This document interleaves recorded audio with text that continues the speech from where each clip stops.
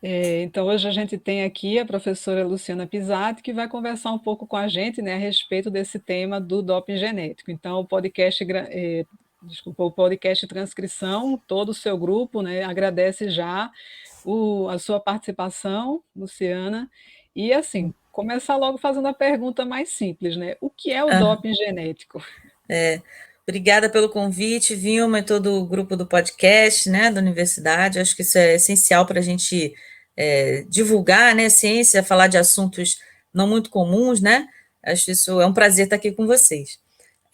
Respondendo a sua pergunta, o doping genético, só contextualizando, né, na realidade, os laboratórios que analisam, né, fazem exames de dopagem, são laboratórios ao redor do mundo, né, a gente tem 27 atualmente, que são acreditados, ou seja, têm a chancela e são autorizados a realizarem análises de dopagem para os atletas, e assim tem como clientes as associações, né, e os comitês internacionais, né, de doping, enfim, ao longo do mundo todo. Então, por exemplo, um atleta dos Estados Unidos que vem para o Brasil fazer uma competição, ele é analisado, né, a associação dele encaminha, né, como se fosse um pedido médico, né, encaminha esse exame para o órgão que vai coletar essas amostras, e esse órgão que coleta as amostras envia para o nosso laboratório, que fica na UFRJ, né, no Rio de Janeiro, é o Laboratório Brasileiro de Controle de Dopagem, então tem mais de 30 anos aí de história. Fizemos as Olimpíadas de 2016, né? Fizemos a parte de dopagem. Então, essas amostras vão para o laboratório, é feito as análises que foram pedidas, né? E essas análises são colocadas de forma anônima, ou seja, a gente recebe a amostra de forma anônima e solta os resultados de forma anônima numa plataforma online, onde todos os laboratórios de dopagem, as autoridades, né, de controle de dopagem têm acesso, tá? Então, assim que funciona o esquema. E o doping genético, na realidade, é uma suspeita, né? Então, se imagina que talvez atletas possam utilizar dessa forma ilícita de dopagem, né? Isso através de acompanhamento das pesquisas, né? Então, a gente vê aí na história várias publicações mostrando que a manipulação genética de genes, por exemplo, actina 3, genes foliestatina, genes que vão dar aumento de massa muscular, por exemplo, em camundongos e em bovinos, né? Isso já foi feito, já foi demonstrado que se acontecer essa manipulação genética, tem efeitos de aumento de massa muscular, por exemplo, né, em camundongos e em bovinos. Outros tipos de experimentos, né? A manipulação genética de você superexpressar, por exemplo, uma proteína, né, um hormônio, a eritropoetina, ela estimula a produção de células vermelhas, então se você aumentar essa superexpressão dessa proteína, você conseguiria que o atleta tivesse um aumento de hemácias. Esse aumento de hemácias, em última instância, vai conferir um aumento de oxigenação para o atleta, portanto, uma vantagem em relação a outros que a gente considera ilícita, né? Então, todo laboratório de dopagem, ele tem uma área de pesquisa, então, que é a área de pesquisa e desenvolvimento. Então, na verdade, é o tempo inteiro imaginar que tipos de estratégias ilícitas aquele determinado atleta pode estar desenvolvendo. Então, é literalmente o gato caçando o rato, né? Eu já falei até em outros programas. Então, o laboratório fica imaginando, acompanhando aí troca de e-mails entre treinadores, enfim, toda essa fofoca de bastidores do mundo do esporte, né, no caso, do que poderiam ser feitos, né? Então, para vocês terem uma ideia, hoje em dia se sabe que muitos atletas, né, utilizam até medicamentos para câncer, medicamentos, enfim, uma farmacopeia imensa, justamente para conseguir, de forma ilícita, eu sempre frisando isso, uma vantagem ou de proliferação de células vermelhas, né, que vai aumentar a oxigenação, ou de um aumento de massa muscular e por aí vai, né? Fora os tradicionais usos de substâncias como hormônios, testosterona, andrógenos e tudo mais, tá? Então, utilizam também, né, tem suspeitas que pode utilizar células-tronco, células mesenquimais, por conta do seu potencial anti-inflamatório, né, ou de recuperação após exercícios extremos. Então, os laboratórios estão sempre investigando quais são as áreas de interesse desse atleta mal intencionado e procurando desenvolver métodos para detectar isso, né? E a dopagem genética Na verdade, é quando em laboratório é inserido um gene que vai, na verdade, codificar uma proteína de interesse a essa manipulação, né? Então, os possíveis alvos são, por exemplo, genes que vão, em última instância, aumentar massa muscular, que vão aumentar a capacidade de proliferação de hemácias e por aí vai. E essa inserção ela pode ser feita tanto injetando diretamente no músculo um plasmídio contendo essa sequência codificante desse gene, né? Então já tem isso feito já foi feito, né, no controle de dopagem, demonstrando isso injetado em humanos, depois ativando esse plasmídio, que na verdade você fica com essa proteína, esse aumento ali de até de 30% dessa cidade, né? Então, é possível que. Óbvio que não é o atleta sozinho, né? Ele, junto com uma série de pessoas ali mal intencionadas também, né? Laboratórios, etc., né? Então, não é sempre o atleta que, na verdade, na maioria das vezes, ele nem sabe o que ele está fazendo com ele mesmo, né? Muitas vezes. Então, ele é levado a isso, né?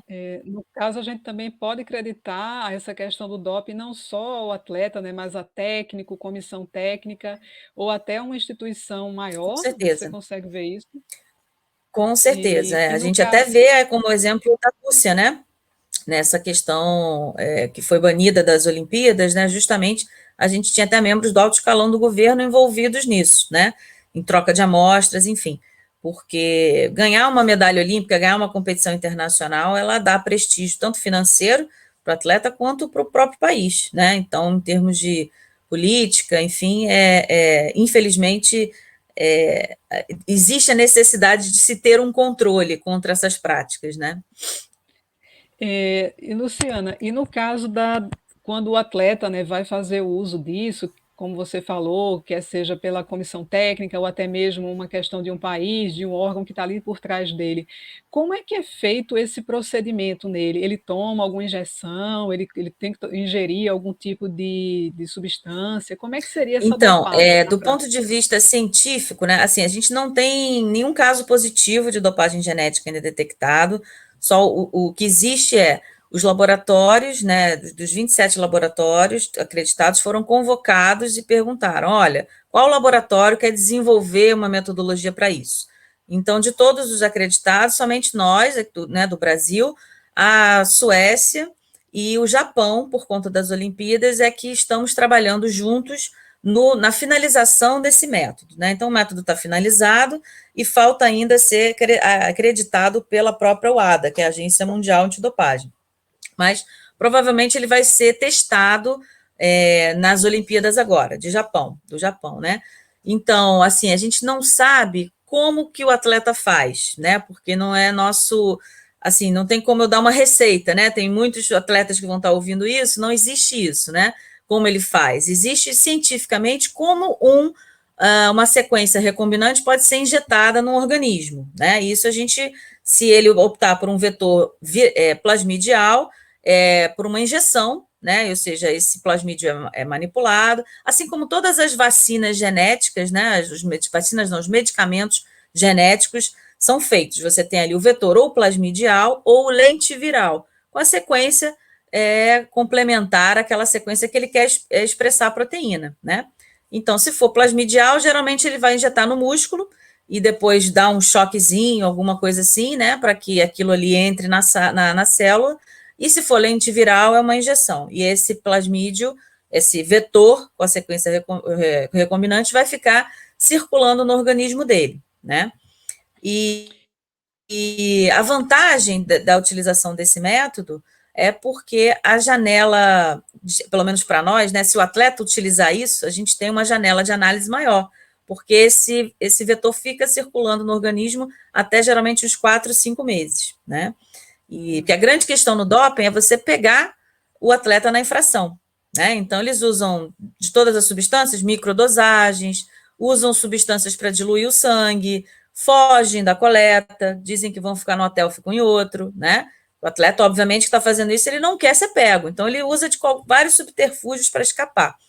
E, no caso, a dopagem genética, do lado do rato, né, do gato, ela é interessante porque a sequência que ele está colocando dentro dele é idêntica à sequência humana, né? Então, são parte do segredo do método, como é que a gente pega, mas do ponto de vista da vantagem do atleta, é a sequência igual à humana, né?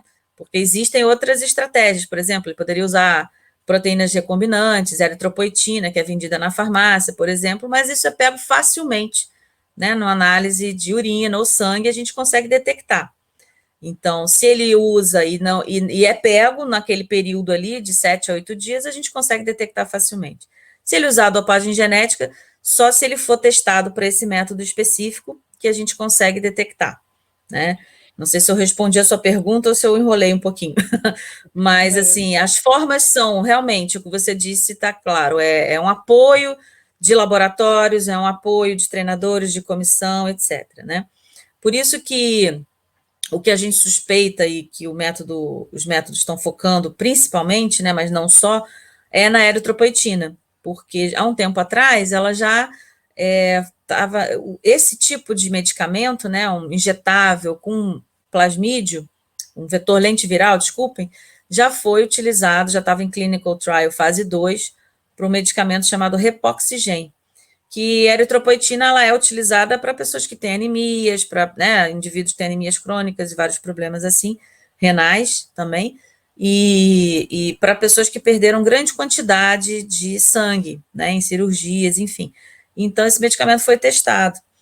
E justamente existe foi identificada uma troca de e-mails entre uma delegação, uma certa delegação esportiva de um país, com a empresa fornecedora desse produto, né? Então, aí alertou, opa, então se tem alguém no esporte interessado nesse tipo de coisa, pode ser que existam, talvez, atletas, né, mal intencionados tentando utilizar. Daí surgiu a necessidade de criação de método para detectar isso. Tá?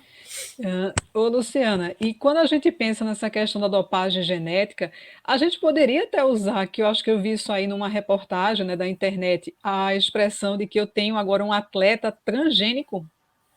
Exatamente.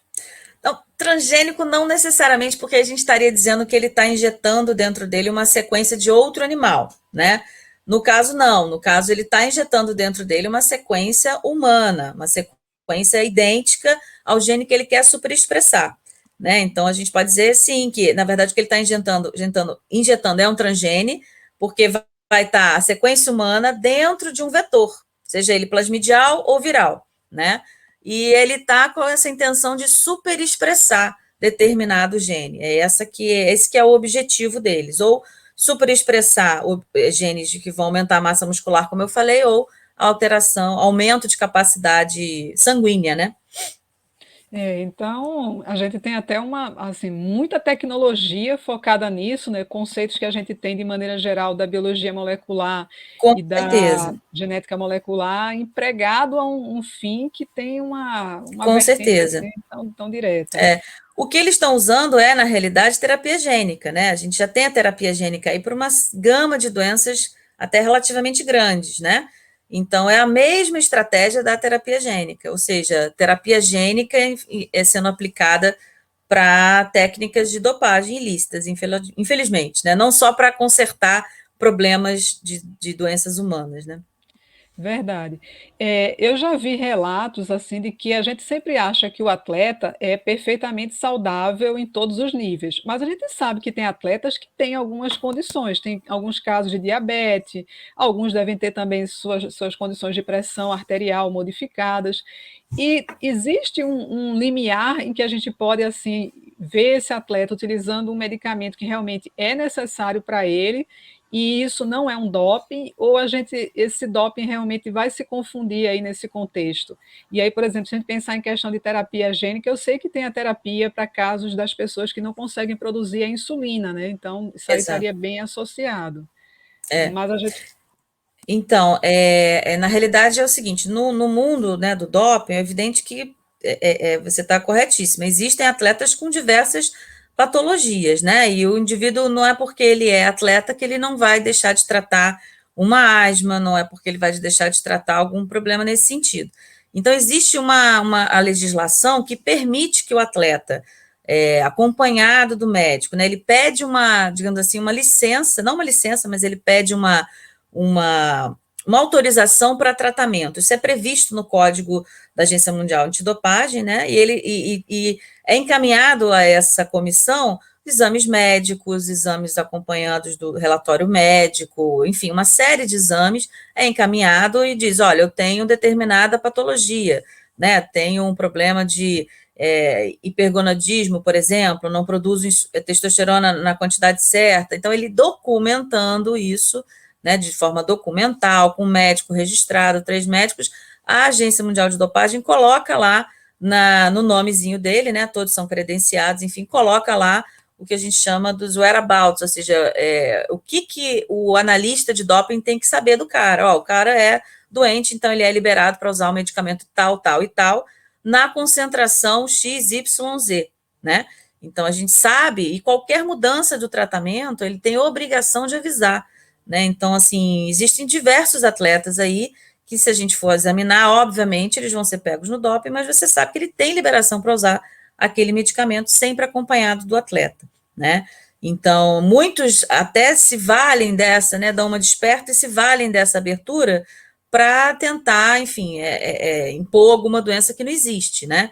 Então, muitos inventam várias histórias ali, né? Ah, eu tenho doença tal, tenho que tomar o medicamento tal, não, mas isso é seriamente acompanhado e, obviamente, todos os atletas que têm necessidade real de utilizar determinado medicamento, eles são liberados para utilizar, né, nas concentrações e a gente fica sabendo. Então, o laboratório, na realidade, ele solta o laudo porque, de novo, é anônimo, a gente não sabe de quem é aquela amostra e a gente não sabe se aquela amostra o cara é doente ou não, né? Então, a gente solta o laudo. Quem vai receber o laudo, que é o Comitê Internacional, etc., que vai olhar na documentação dele e vai dizer, isso é um resultado analítico adverso ou não, ou ele tem uma liberação. É assim que funciona de forma geral, né? Uhum. Perfeito. E se a gente considerar, né, os casos que realmente são doping, que não são por tratamentos nem nada, realmente o atleta está fazendo isso para o ganho. Ele corre algum risco de utilizar medicamentos ou essas terapias? Isso pode ser prejudicial à saúde dele? Com certeza.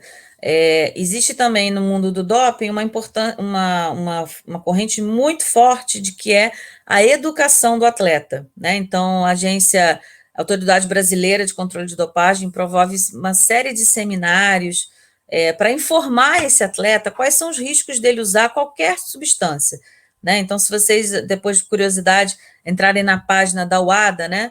Agência Mundial Antidopagem, vocês vão ver lá a lista de medicamentos proibidos. Tem lá, todo ano é soltado, né, eles liberam um cadastro de várias substâncias proibidas para doping, proibidas em competição, fora de competição, enfim. E aquilo fica registrado ali. E, além disso, é importante também informar o atleta, que às vezes são atletas jovens, são atletas que não têm o mesmo nível de instrução de um médico, né? Que realmente são levados a treinadores mal intencionados, toma esse suplemento aqui, toma esse medicamento aqui que você vai ter um ganho, enfim, e aí o coitadinho, o pobrezinho do atleta entra nessa, né? E muitos casos associados, né, a determinados tipos de doping estão associados a câncer, a trombose, a isquemias, a AVCs, então você tem uma grande parcela de indivíduos que desenvolveram, ou a médio e longo prazo, né, se a gente olhar para o passado, desenvolveram doenças relacionadas ao uso de substâncias ilícitas, porque a gente tem que lembrar que o atleta está usando uma substância que ele não precisa, né?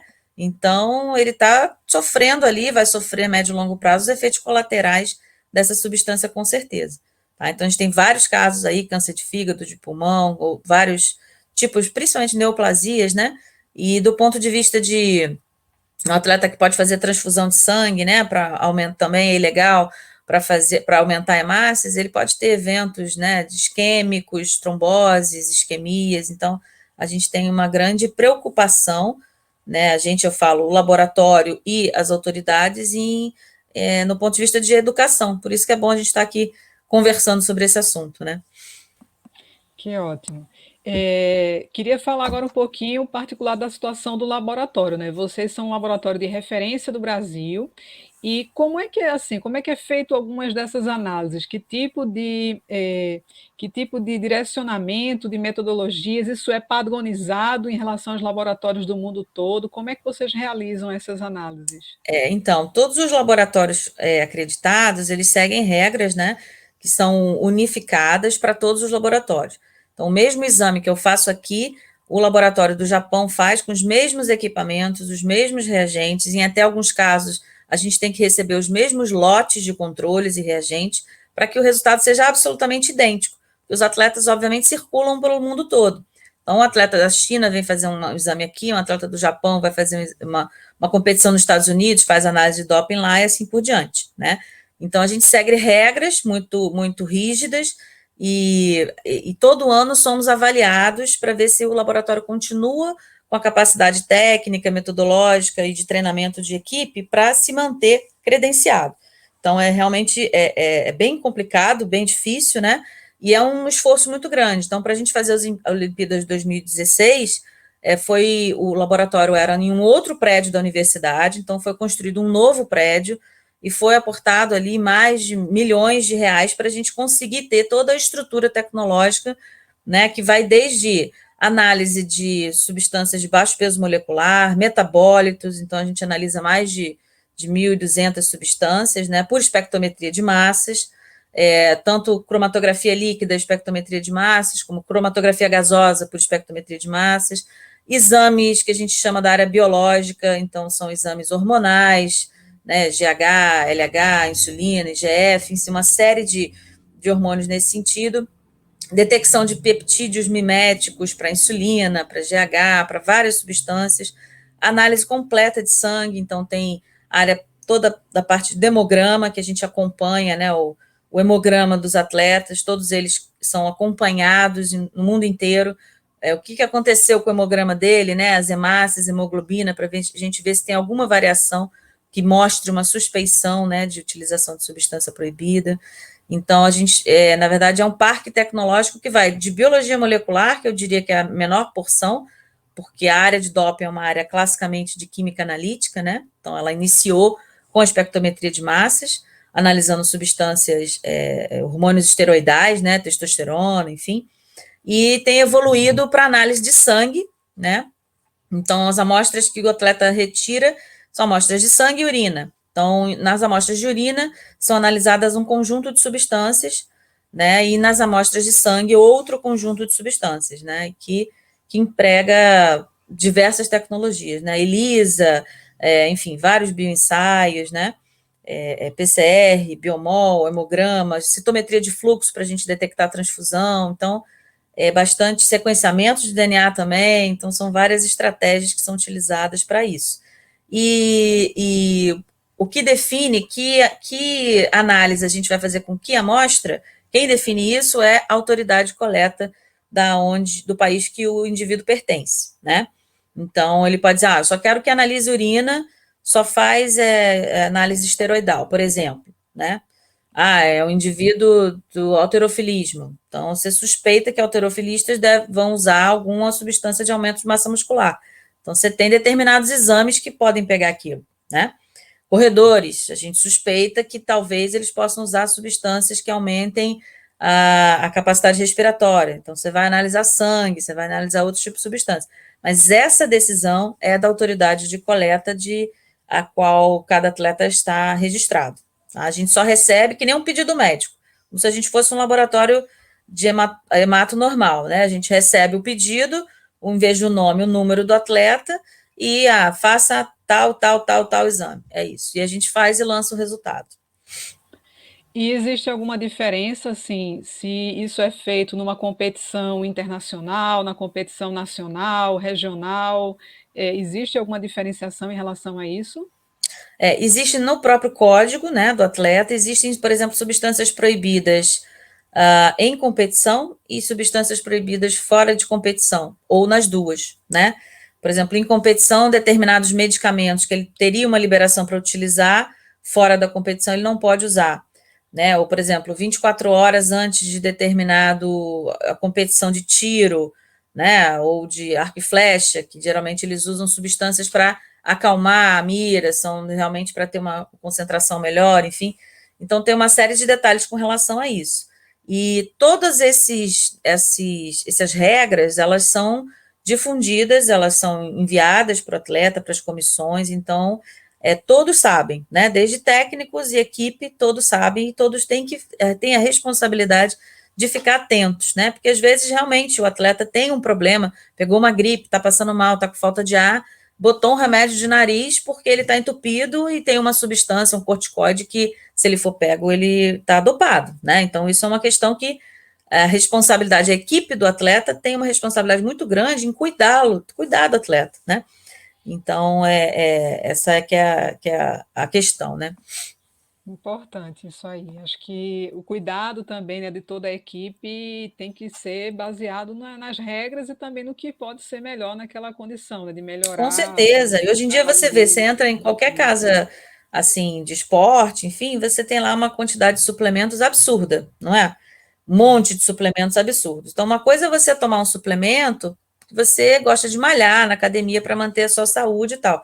Outra coisa é um atleta tomar um suplemento daquele sem que ele tenha confiança naquele laboratório, né? Porque muitas vezes aquele suplemento está contaminado com outras substâncias que podem ser proibidas também, né? Então, é o atleta, é o treinamento dele, mas é a preocupação dele, da equipe, de não colocar dentro do organismo dele alguma coisa que vá prejudicá-lo no futuro, né? Verdade.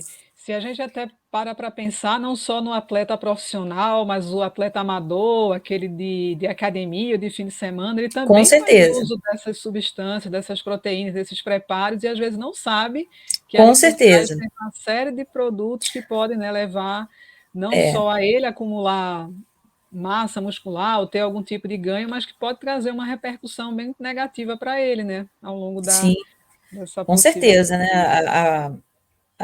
Como é que eu vou dizer? A divulgação, né, desses suplementos, essas terapias e treinamentos, enfim, as pessoas têm aos poucos esquecendo que uma boa alimentação e exercício físico de qualidade vão ter o mesmo resultado, porque isso que as pesquisas científicas mostram, tem o mesmo resultado de fato do que substâncias ilícitas, né? É óbvio que algum esforço tem que ter, né? Uma disciplina em alimentação, esforço maior de treinamento, com certeza você consegue chegar nos mesmos resultados. Queria perguntar uma coisa para você, né? Então, focando nessa questão de tudo que os laboratórios podem fazer, e se a gente remeter essa questão do doping genético, nessas alternativas de você utilizar por vetores, né, a colocação de genes para aumentar a expressão no organismo, como é que um laboratório poderia avaliar que aquele produto que está sendo expresso é realmente algo exógeno, não é do próprio atleta, não é do próprio indivíduo, já que a gente tem uma variação também individual, né, entre as pessoas, não necessariamente pelo fato de eu ter o mesmo gene que você ou com qualquer outro atleta, as expressões elas são diferentes dependendo das células e dos tecidos. Então, o que é que os laboratórios conseguem fazer, o que é possível, o que ainda não é, mas que você acha até que pode ser no futuro possível de ser feito? Então, na realidade, existem algumas estratégias, né? Assim, no caso, falando de doping genético de forma geral, né? Se a pessoa está colocando para dentro do organismo, como você bem falou, um transgene, né? Ou seja, uma sequência humana dentro de um vetor, seja ele plasmidial ou viral, a procura de nós, né? A nossa procura vai ser por sequências desse vetor, primeiro ponto. Então, a gente pode procurar por PCR, né? Ou a gente pode procurar por sequenciamento, né? De nova geração, que a gente sequencia o DNA desse indivíduo procurando sequências que são homólogas, né? A vetores lentivirais ou plasmidiais, tá? Isso é uma questão. No caso do doping genético para a eritropoetina, só relembrando, a eritropoetina é um gene que ele só é expresso nas células renais, né? Então, esse RNA é expresso nas células renais, a proteína é traduzida ali, e só a proteína que vai para a corrente sanguínea circula na corrente sanguínea e vai lá para a medula óssea estimular a produção de hemácia, tá? Então, se eu identificar qualquer sequência de DNA da eritropoetina, né, de cDNA, de DNA complementar no sangue, essa sequência é exógena, né? Ou seja, todo o DNA do indivíduo vai ter sequência de DNA da eritropoetina? Vai, mas um cDNA não vai ter, né? Então, a gente só se identifica um cDNA de eritropoetina no sangue do indivíduo se ele injetou aquele cDNA ali, caso contrário, é impossível, né? E lembrando, o cDNA vai ter só sequência codificante, né? Então, ela vai ter composta de exons, não vai ter introns, né? E vai ter a sequência codificante para aquela proteína, né? Que a célula que for receber aquele vetor vai produzir. Então, a gente utiliza nesse ponto PCR, né? E faz PCRs diferentes para vários exons e sequenciamento também, para confirmação. Mas o pulo do gato é justamente, não tem como ele ter esse material no sangue circulando. Não tem como o técnico dar desculpa, mas toda célula tem eritropoetina. Sim, toda célula tem DNA genômico para eritropoetina, né? Com exons, com introns, mas um cDNA inteiro não existe, né? Ok.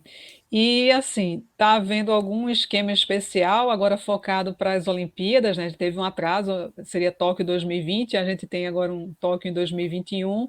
Haverá um esquema especial? Como é que também funciona após Jogos Olímpicos? Existem também testes que continuam após os Jogos? Como é que vai ser agora Sim. esse momento? Então, o laboratório, ele funciona há 30 anos, né? Então, o controle de dopagem no nosso país é de longa data.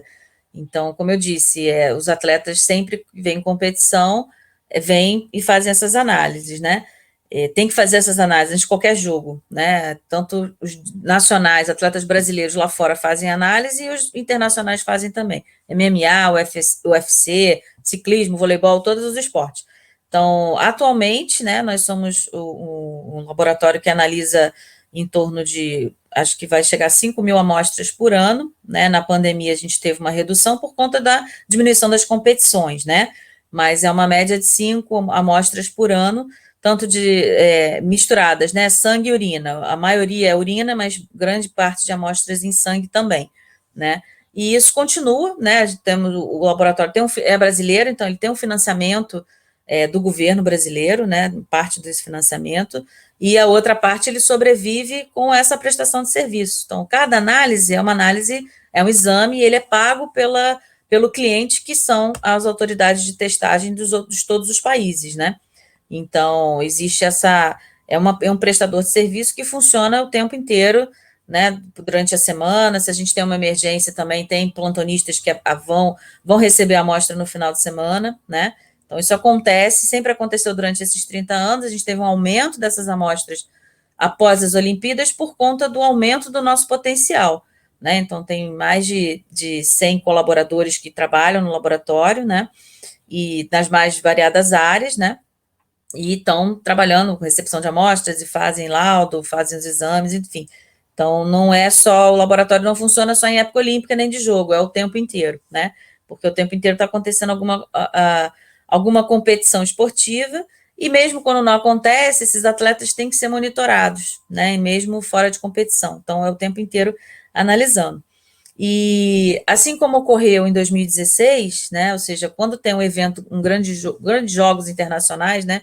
Olimpíadas, enfim, Olimpíadas de Inverno,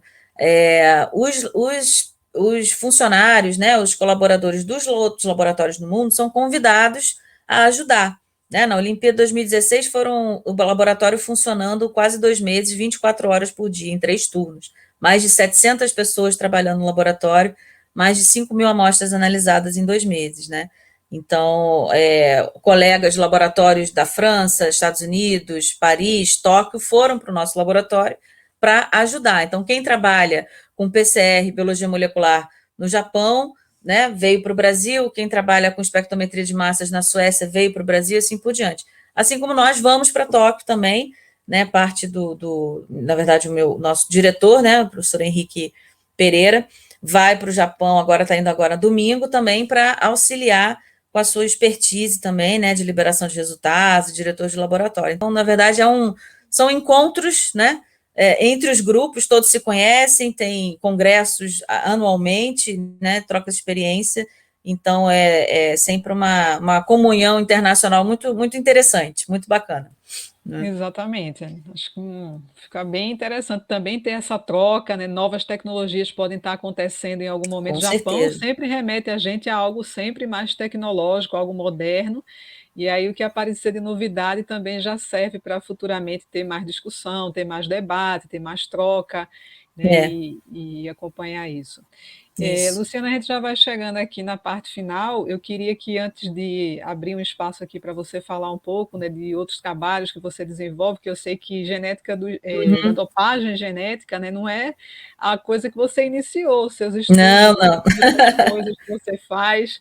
Então, É, assim, eu queria primeiro a gente ver, né, o que que a gente poderia dizer para as futuras gerações, que são nossos estudantes também, podem não ser da biologia ou da medicina, mas vão ser de outras áreas, que possam querer praticar esportes e que o que é que eles realmente devem sempre pensar, né, quando eh, se por acaso aparecer para eles alguma oportunidade, né, de ter que se claro. envolver com doping ou não, mas assim, a gente acha que normalmente sempre a questão do doping vai ter um aspecto muito punitivo, mas a gente também Uhum. pode trabalhar na base, né, para modificar essas questões e já ter os atletas com uma mudança de pensamento em relação a isso. O que é que a gente podia, com a sua experiência, falar a respeito disso? Certíssimo, Vilma. Isso eu acho que isso é traduzido, né, ao longo dos anos, né, que a gente tem uma porcentagem cada vez menor de atletas que utilizam doping, né? Isso é uma coisa muito positiva. Primeiro, porque, de um lado, eles sabem que existe um controle muito forte, né? Então, é aquela coisa, existe a polícia, então ele que vai, de certa forma, conter ali a intenção do crime, né, digamos assim, mas também existe, eu acho que nas novas gerações, uma preocupação muito grande com saúde, com qualidade de vida, com qualidade de saúde. Né? Eu acho que anteriormente, as gerações anteriores, por incrível que pareça, eram mais imediatistas, estavam preocupadas com o resultado momentâneo. Né? E eu realmente acredito que essas gerações agora têm uma preocupação, daqui quando eu parar no esporte, né? Porque a janela de um atleta é pequena. Né? Em poucos anos ele vai aposentar, né? Ele vai fazer outra coisa. E será que ele vai ter a saúde adequada o tempo inteiro se ele utilizar coisas, né, que atrapalham com a saúde dele, né? Eu acho que isso é uma coisa importante, né? E que realmente você falou, é um trabalho de base que, no meu entendimento, ele é motivado muito por médicos que trabalham na medicina esportiva, que são pessoas especialistas nisso, que ajudam para o bem, sim, o atleta, né, mostrando, né, nutricionistas de área esportiva, os educadores de educação física, profissionais, treinadores com boa intenção, com qualidade, que conseguem mostrar para o atleta que treinando firme, com disciplina, ele consegue ter os resultados que ele quiser. Não precisa utilizar nada que vá na frente prejudicá-lo, né? E é uma conscientização, né? Eu acho que a gente está pegando ali uma janela pequena do esporte, mas a gente pode ampliar isso para a sociedade como um todo, né? E se a gente se cuidar, a gente vai perdurar mais, né? A gente vê aí ao longo, né, a genética humana, o ser humano está ficando cada vez mais longevo, justamente por conta de prevenção, de qualidade, mudança de hábitos, né? Antigamente, eu sou do tempo que na adolescência a gente ficava vendo comercial de cigarro, porque eram comerciais sempre diferentões, sempre legais e bacanas. Hoje em dia isso não se imagina mais, né? Você imagina ali, você sabe todos os malefícios do cigarro e assim por diante. Então, eu acho que é uma mudança que a mudança da sociedade vai refletir no esporte em todas as áreas, né? E a mensagem é você se manter saudável a maior parte da sua vida, né? E conseguir com isso controlar doenças e viver cada vez mais com qualidade. Eu acho que isso que é uma mensagem de uma forma geral, né?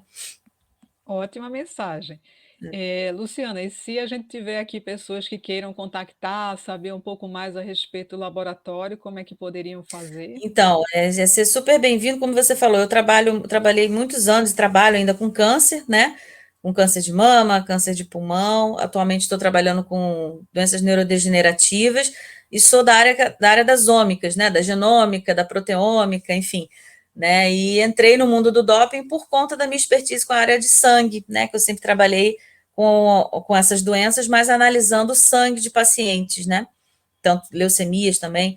Enfim, aí entrei na área da dopagem, né, após a minha entrada para o FRJ. Antes eu era do Instituto Nacional do Câncer, aqui do Rio de Janeiro. Entrei para a FRJ e sou professora do Departamento de Bioquímica, né, e dou aula para alunos da graduação da Educação Física, da Biologia, da Engenharia Química, sempre com esse contexto ali de aplicação.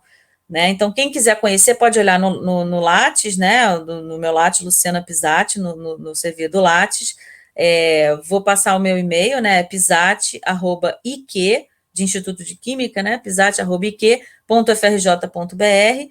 E se quiser conhecer mais o laboratório, né? Nós somos parte, o laboratório de dopagem e o meu laboratório são parte de um conglomerado de laboratórios que chama Ladetec. Então, se colocar no Google Ladetec UFRJ, vai achar o nosso site, e aí vão ver lá, laboratórios associados. Aí cada grupo, cada professor tem uma área de pesquisa, né, particular, e trabalha com uma área de pesquisa particular, e cada um de nós também, de certa forma, presta serviço. Análise proteômica, análise genômica, né, eu faço análise de sequenciamento 16S também, análise proteômica, PCR, análise de expressão. Então, tem várias coisas ali que a gente pode colaborar do ponto de vista de pesquisa e também do ponto de vista de prestação de serviços. Tá bom? Tá bem, Luciana. Então a gente agradece muito sua participação aqui, tanta coisa que você aprofundou, que debateu mais. A gente tocou nesses aspectos éticos também que são importantes, né, de formação das novas gerações. E a gente só tem muito a agradecer por tudo, por você estar aqui com a gente hoje. Tá, joia. Eu que agradeço, viu? Parabéns pelo projeto, muito bacana. E sempre que vocês quiserem conversar, estou à disposição.